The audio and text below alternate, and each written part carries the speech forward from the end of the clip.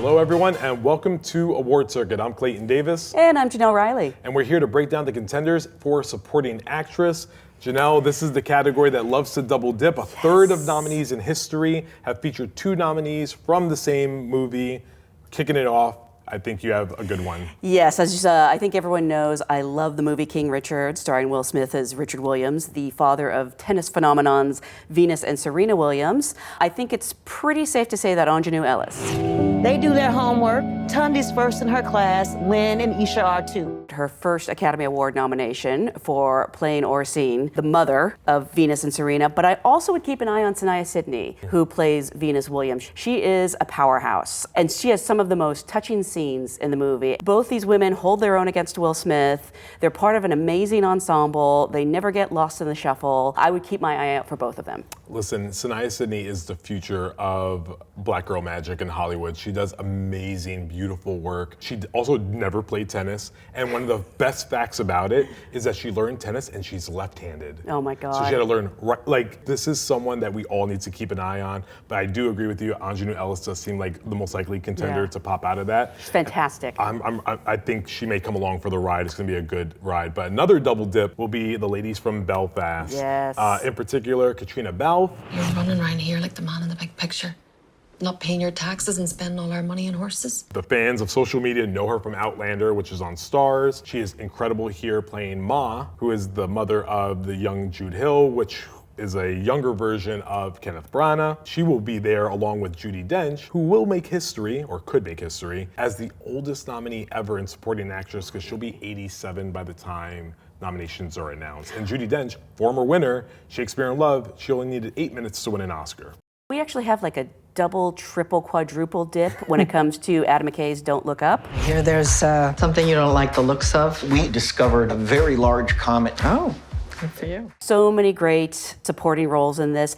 I would probably keep my eye on Meryl Streep, who plays a very, what is the word for her president? How would you describe very that? Trumpian. Blasé? Yeah, a Trumpian president. Also, by the way, very big up-and-comer, hasn't really gotten a lot of love from the Academy before, Meryl Streep. Right. She'll be back for some more. So keep an eye on her. But also Cate Blanchett is very funny, playing against type as sort of like a gossip reporter who hosts a show, I guess not unlike this to some extent. That makes you Tyler Perry. Yeah, but it's very Megyn Kelly-esque. Yeah. And I really, really enjoy her in it. And she also has another film of Nightmare Alley this year that she'll obviously do some damage with. Even Jennifer Lawrence, who's going to be campaign lead, could have easily went supporting. It's an ensemble, a true ensemble. It could have made some noise. Yeah. There's several other actresses in that movie too, but I think those are the two to kind of keep an eye on. They have these standout moments. We're going to do a disservice if we don't mention Ariana Grande. She's great. Who's fantastic and will probably get nominated for original song. Moving back now to singles,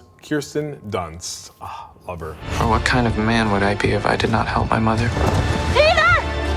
Power of the Dog, she's fantastic in it, opposite Benedict Cumberbatch, Jesse Plemons, and Cody Smith-McPhee. She's long overdue for some love. Never been nominated, that's crazy. And she has Interview with the Vampire, Melancholia, The Beguiled, and no Oscar love yet. I think it's finally here. She deserves it. And Power of the Dog is doing very, very well and will probably pull in a ton of nominations. She's fantastic and also long overdue, in my opinion, should have been nominated for Compliance. Ann Dowd. What would you like to know? Everything. I want to know everything. Why?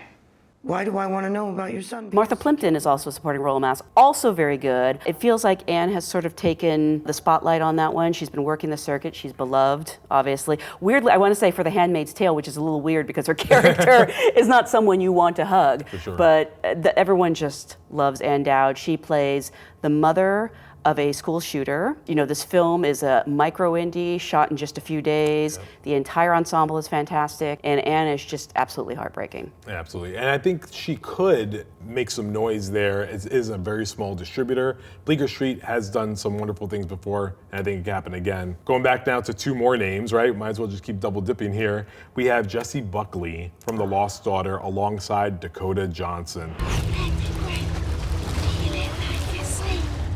Can't remember much actually. Both very, very, very good in their roles. Jessie Buckley, great up-and-comer the last few years, and it just naturally feels like one of those actresses that we know is going to be like that constant name, the next Kate Winslet, just getting them on and on and on again.